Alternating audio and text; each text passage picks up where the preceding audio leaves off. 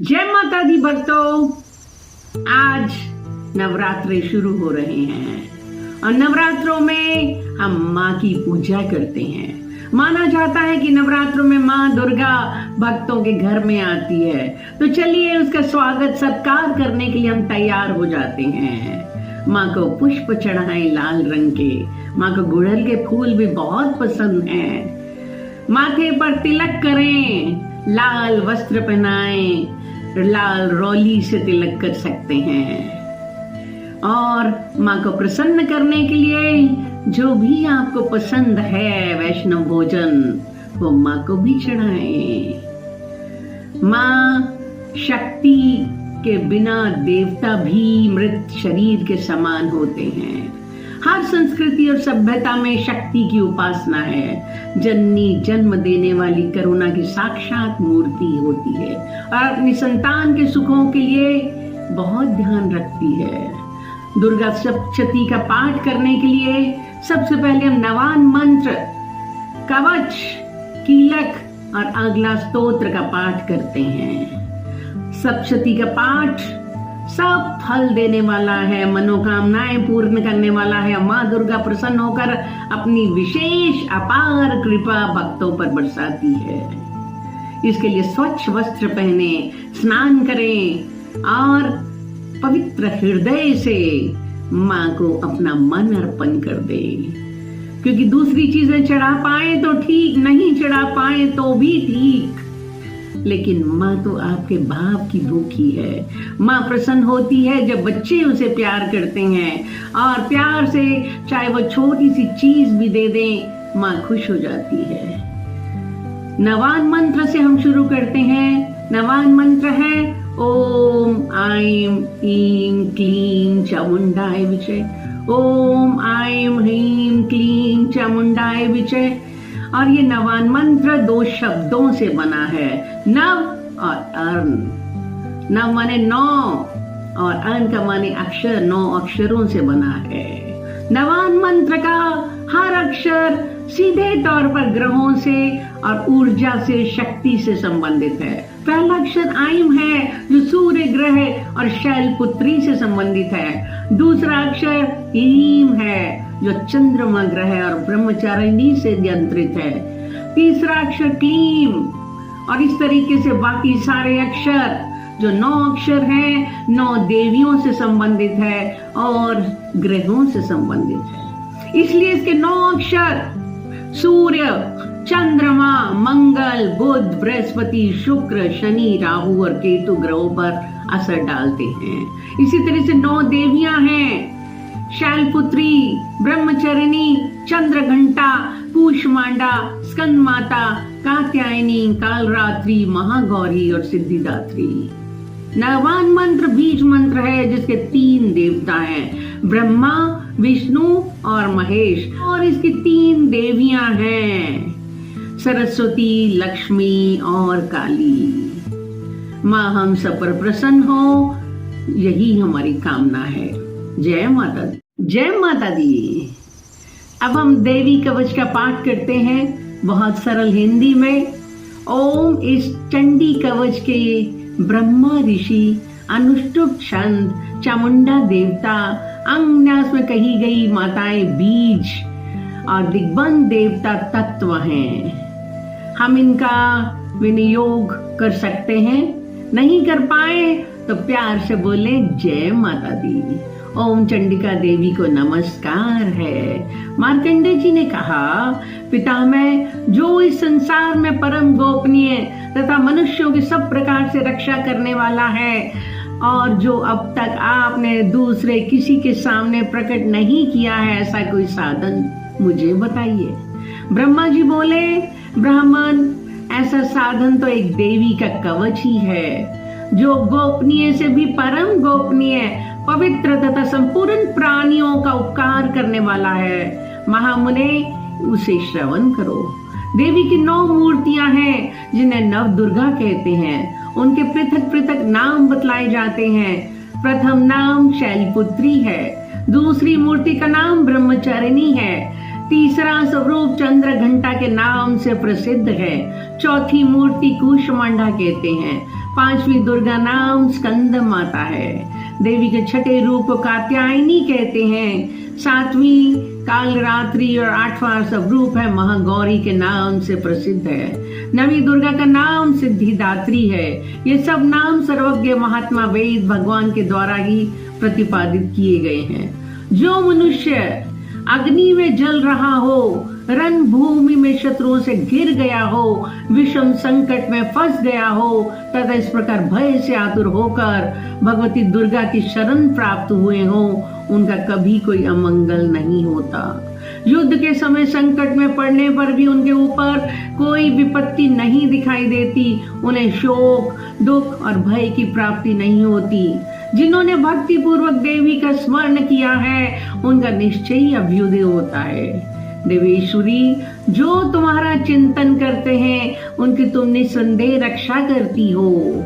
चामुंडा देवी प्रेत पर आरूढ़ होती है, वाराही भैंसे पर सवारी करती है, इंद्री का वाहन ऐरावत हाथी है, वैष्णवी देवी गरुड़ पर आसन जमाती है, महेश्वरी वृषभ पर आरूढ़ होती, कुमारी का वाहन मयूर है, भगवान विष्णु की प्रियतमा लक्ष्मी देवी कमल के आसन पर विराजमान है और हाथों में कमल धारण किए हुए है। वृषभ पर आरूढ़ ईश्वरी देवी ने श्वेत रूप धारण कर रखा है। ब्राह्मी देवी हंस पर बैठी हुई है और सब प्रकार के आभूषणों से विभूषित है। इस प्रकार ये सभी माताएं सब प्रकार की योग शक्तियों से संपन्न हैं। इनके सिवा और भी बहुत से देवियां हैं जो अनेक प्रकार के आभूषणों की शोभा से युक्त तथा नाना प्रकार के रत्नों से सुशोभित हैं। ये संपूर्ण देवियां क्रोध में भरी हुई हैं और भक्तों की रक्षा के लिए रथ पर बैठी दिखाई देती हैं। ये शंख, चक्र, गदा, शक्ति, हल और मूसल, खेटक और तोमर, परशु तथा पाश, कुंत और त्रिशूल एवं उत्तम शांख, धनुष आदि अस्त्र शस्त्र अपने हाथों में धारण करती हैं। दैत्यों के शरीर का नाश करना, भक्तों को अभयदान देना और देवताओं का कल्याण करना, यही उनके शस्त्र धारण का उद्देश्य है। कवच आरंभ करने के पहले इस प्रकार प्रार्थना करनी चाहिए। महान रौद्र रूप, अत्यंत घोर पराक्रम, महान बल और महान उत्साह वाली देवी, तुम महान भय का नाश करने वाली हो, तुम्हें नमस्कार है। तुम्हारी ओर देखना भी कठिन है। शत्रुओं का भय बढ़ाने वाली जगदम्बिके, मेरी रक्षा करो। पूर्व दिशा में इंद्र शक्ति, मेरी रक्षा करो। अग्नि कोण में अग्नि शक्ति, दक्षिण दिशा में वाराही और नर्तत्य कोण में खड्ग धारणी, मेरी रक्षा करो। पश्चिम दिशा में वारुणी और वायव्य कोण में मृग पर सवारी करने वाली देवी, मेरी रक्षा करो। उत्तर दिशा में कुमारी और शान कोण में शूल धारिणी देवी, रक्षा करो। ब्रह्मानी, तुम ऊपर की ओर से मेरी रक्षा करो और वैष्णवी देवी नीचे की ओर से मेरी रक्षा करो। इसी प्रकार शव को अपना वाहन बनाने वाली चामुंडा देवी दसों दिशाओं में मेरी रक्षा करो। जया आगे से और विजया पीछे की ओर से मेरी रक्षा करें। वाम भाग में अजिता और दक्षिण भाग में अपराजिता, मेरी रक्षा करें। उद्योतनी शिखा की रक्षा करें। उमा मेरे मस्तक पर विराजमान होकर रक्षा करें। ललाट में मालाधारी रक्षा करें और यशस्वनी देवी मेरी बोहों की रक्षा करें। बोहों के मध्य में त्रिनेत्रा और नथुनों के यम घंटा देवी रक्षा करें। दोनों नेत्रों के मध्य भाग में शंखिनी और कानों में द्वार वासिनी रक्षा करें। कालिका देवी कपोलों की और भगवती शांकरी कानों के मूल भाग की रक्षा करें। नासिका में सुगंधा और ऊपर के होंठ में चर्चिका देवी रक्षा करें। नीचे के होंठ में अमृत कला और जीहा में सरस्वती देवी रक्षा करें। कुमारी दांतों की और चंडिका कंठ प्रदेश की रक्षा करें। चित्र घंटा गले की, घंटी की और महामाया तालु में रहकर रक्षा करें। कामाक्षी ठोड़ी की और सर्वमंगला मेरी वाणी की रक्षा करें। भद्रकाली ग्रीवा में और धनोधरी पृष्ठ वंश मेरु दंड में रहकर रक्षा करें। कंठ के बाहरी भाग में नील ग्रीवा और कंठ के नली में नलकुवरी रक्षा करें। दोनों कंधों में खड्गनी और मेरी दोनों भुजाओं की वज्रधारिणी रक्षा करें। दोनों हाथों में दंडिनी और उंगलियों में अंबिका रक्षा करें। शूलेश्वरी नखों की रक्षा करें। कुल्लेश्वरी कुक्षी पेट में रहकर रक्षा करें। महादेवी दोनों स्तनों की और शोक विनाशिनी देवी मन की रक्षा करें। ललिता देवी हृदय में और शूलधारिणी उदर में रहकर मेरी रक्षा करें। नाभि में कामिनी और गुहे भागी गुहेश्वरी रक्षा करें। पूतना और कामिका लिंग की और महेश वाहिनी गुदा की रक्षा करें। भगवती कटी भाग में और विंध्यवासिनी घुटनों की रक्षा करें। संपूर्ण कामनाओं को देने वाली महाबला देवी दोनों पिंडलियों की रक्षा करें। नरसिंही दोनों घुटियों की और तैसी देवी चरणों के पृष्ठ भाग की रक्षा करें। श्री देवी पैरों की उंगलियों में और तलवासिनी पैरों के तलुओं में रहकर रक्षा करेंगे। अपने दाढ़ों के कारण भयंकर दिखाई देने वाली दृष्टा कराली देवी नखों की और उधर्वकेशिनी देवी केशों की रक्षा करें। रोम वालियों के छिद्रों में कुबेरी और त्वचा की वागीश्वरी देवी रक्षा करें। पार्वती देवी रक्त, मज्जा, वसा, मांस, हड्डी और मेद की रक्षा करें। आंतों की कालरात्रि और पित्ते की मुक्तेश्वरी रक्षा करें। मूलाधार और कमल कोशों में पद्मावती देवी और कफ में चूड़मणि देवी स्थित होकर रक्षा करें।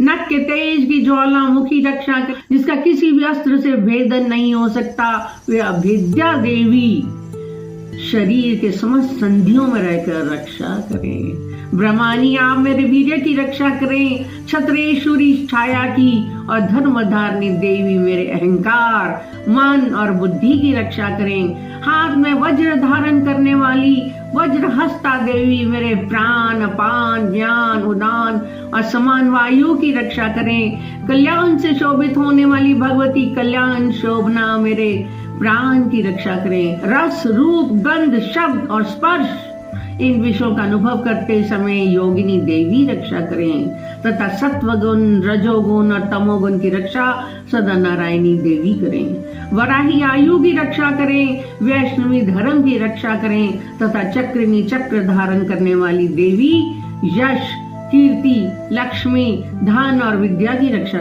इंद्राणी आप मेरे गोत्र की रक्षा करें। चंडिके तुम मेरे पशुओं की रक्षा करो। महालक्ष्मी पुत्रों की रक्षा करें और भैरवी पत्नी की रक्षा करें। मेरे पति की सुपथा तथा मार्ग की क्षेम करी रक्षा करें। राजा के दरबार में महालक्ष्मी रक्षा करें और सब और व्याप्त रहने वाली विद्या देवी संपूर्ण भयों से मेरी रक्षा करें। देवी जो स्थान कवच में नहीं कहा गया है अतः एवं रक्षा से रहित है, वह सब तुम्हारे द्वारा सुरक्षित हो, क्योंकि तुम विजयशालिनी और पाप नाशिनी हो। यदि अपने शरीर का भला चाहे तो मनुष्य बिना कवच के कहीं एक पग भी न जाए। कवच का पाठ करके ही यात्रा करे। कवच के द्वारा सब ओर से सुरक्षित मनुष्य जहां तहां भी जाता है, वहां वहां उसे धन लाभ होता है तथा संपूर्ण कामनाओं की सिद्धि करने वाली विजय की प्राप्ति होती है। वह जिस जिस अभिष्ट वस्तु का चिंतन करता है उसको निश्चय ही प्राप्त कर लेता है। वह पुरुष इस पृथ्वी पर तुलना रहित महान ऐश्वर्य का भागी होता है। कवच से सुरक्षित मनुष्य निर्भय हो जाता है। युद्ध में उसकी पराजय नहीं होती और वह तीनों लोक में पूजनीय होता है। देवी ये कवच देवताओं के लिए भी दुर्लभ है। जो प्रतिदिन नियम पूर्वक तीनों संध्याओं के समय श्रद्धा के साथ इसका पाठ करता है उसे दैवी कला प्राप्त होती है तथा वह तीनों लोकों में कहीं भी पराजित नहीं होता। इतना ही नहीं, वह अपमृत्यु से रहित हो 100 से भी अधिक वर्षों तक जीवित रहता है। मकरी, चेचक, कोड़ आदि संपूर्ण व्याधियां नष्ट हो जाती हैं। कनेर, भांग, अफीम, धतूरे आदि के स्थावर वेश, सांप और बिच्छू आदि के काटने से चढ़ा हुआ जंगम वेश और अहीफेन तथा तेल के संयोग आदि से बनने वाला कृत्रिम वेश, ये सभी प्रकार के वेश दूर हो जाते हैं, उनका कोई असर नहीं होता है। इस पृथ्वी पर मारन, मोहन आदि जितने अभिचारिक प्रयोग होते हैं तथा इस प्रकार के जितने मंत्र यंत्र होते हैं, वे सब कवच को हृदय में धारण कर लेने से मनुष्य को देखते ही नष्ट हो जाते हैं। यही नहीं, पृथ्वी पर विचरने वाले ग्राम देवता, आकाशचारी देव विशेष, जल के संबंध से प्रकट होने वाले गान, उपदेश मात्र से सिद्ध होने वाले निम्न कोटि के देवता, अपने जन्म के साथ प्रकट होने वाले देवता, कुल देवता, माला, डाकिनी, शाकिनी, अंतरिक्ष में विचरने वाली अत्यंत बलवती भयानक डाकनियां, ग्रह, भूत, पिशाच, यक्ष, गंधर्व, राक्षस, ब्रह्म राक्षस, बेताल, कूष्मांड और भैरव आदि अनिष्टकारक देवता भी हृदय में कवच धारण किए रहने पर उस मनुष्य को देखते ही भाग जाते हैं।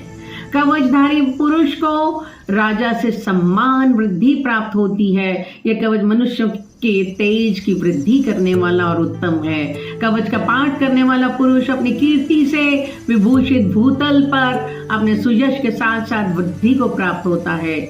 जो पहले कवच का पाठ करके उसके बाद सप्तशती चंडी का पाठ करता है, उसकी जब तक वन, पर्वत और कानों सहित पृथ्वी टिकी रहती है, तब तक यहाँ पुत्र, पौत्र और संतान परंपरा बनी रहती है।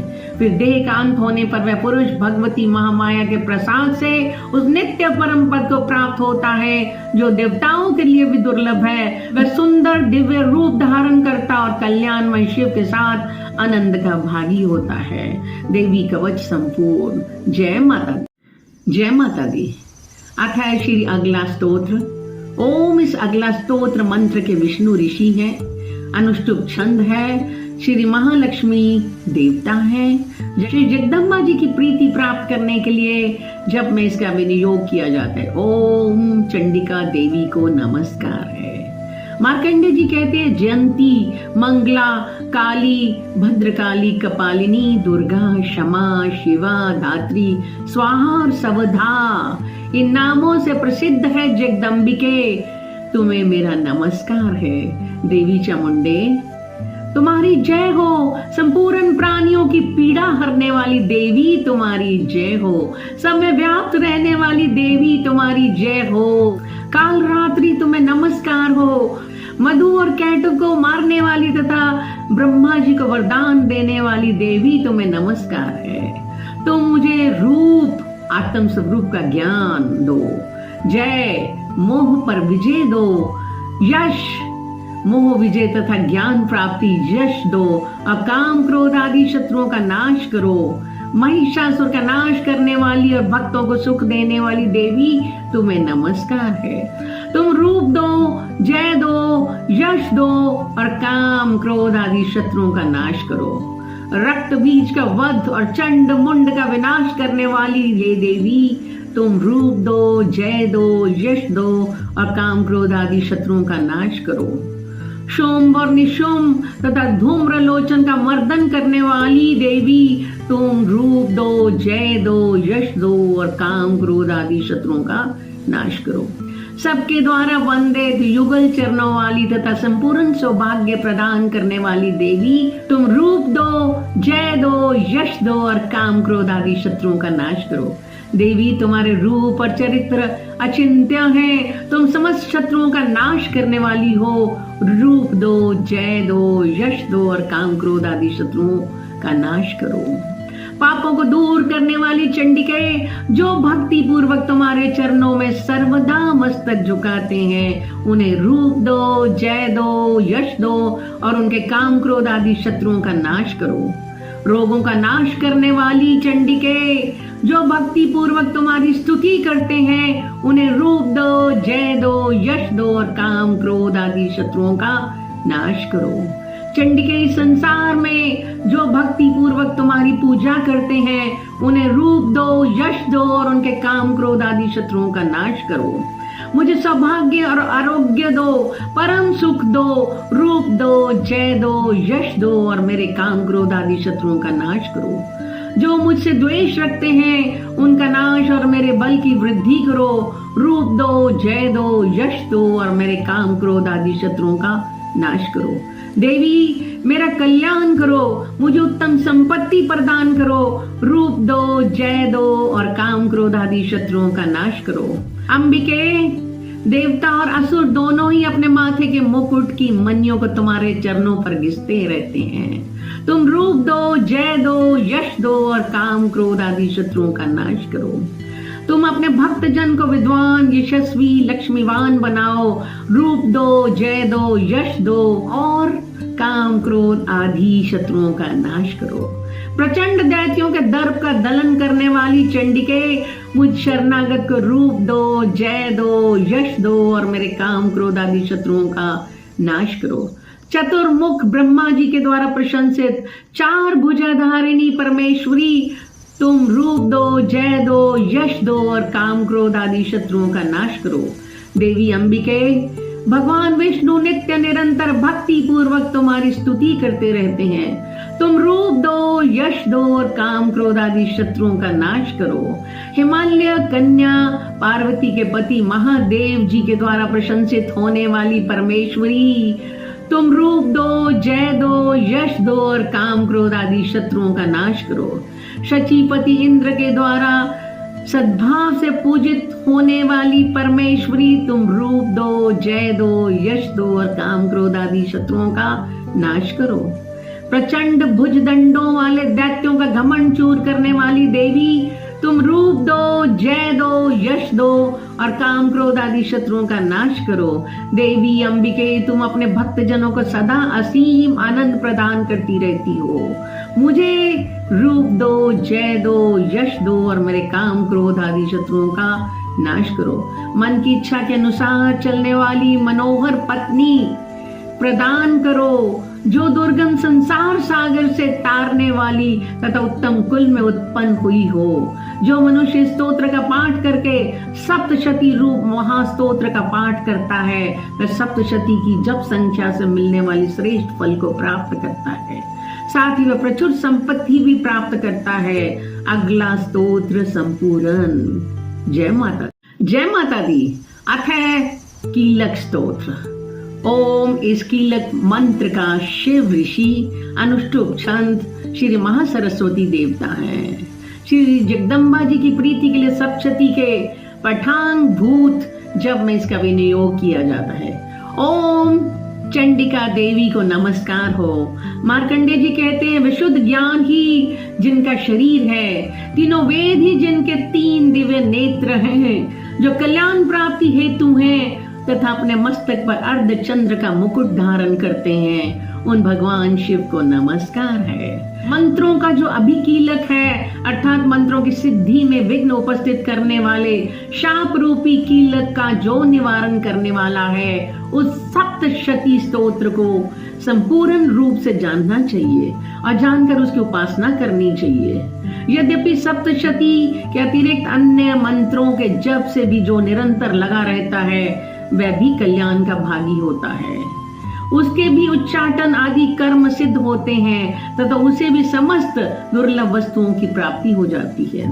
तथापि जो अन्य मंत्रों का जप ना करके केवल इस सप्तशती नामक स्तोत्र से ही देवी की स्तुति करते हैं, उन्हें स्तुति मात्र से ही सच्चिदानंद स्वरूपिणी देवी सिद्ध हो जाती है। उन्हें अपने कार्य की सिद्धि के लिए मंत्र, औषधि तथा अन्य किसी साधन के उपयोग की आवश्यकता नहीं रहती है। बिना जप के ही उनके उच्चाटन आदि समस्त अभिचारिक कर्म सिद्ध हो जाते हैं। इतना ही नहीं, उनकी संपूर्ण अभीष्ट वस्तुएं भी सिद्ध हो जाती हैं। लोगों के मन में ये शंका थी कि जब केवल सप्तशती की उपासना से अथवा सप्तशती को छोड़कर अन्य मंत्रों की उपासना से भी समान रूप से सब कार्य सिद्ध होते हैं, तब इनमें श्रेष्ठ कौन सा साधन है। लोगों की शंका को सामने रखकर भगवान शंकर ने अपने पास आए हुए जिज्ञासुओं को समझाया कि ये सप्तशती नामक संपूर्ण स्तोत्र ही सर्वश्रेष्ठ एवं कल्याणमय है। तदनंतर भगवती चंडिका के सप्तशती नामक स्तोत्र को महादेव जी ने गुप्त कर दिया। सप्तशती के पाठ से जो पुण्य प्राप्त होता है, उसकी कभी समाप्ति नहीं होती, किंतु अन्य मंत्रों के जप जन्य पुण्य समाप्त हो जाते हैं। अतः भगवान शिव ने अन्य मंत्रों की अपेक्षा जो सप्तशती की श्रेष्ठता का निर्णय किया, उसे यथार्थ ही जानना चाहिए। अन्य मंत्रों का जप करने वाला पुरुष भी यदि सप्तशती के स्तोत्र और जप का अनुष्ठान कर ले, तो वह भी पूर्ण रूप से ही कल्याण का भागी होता है।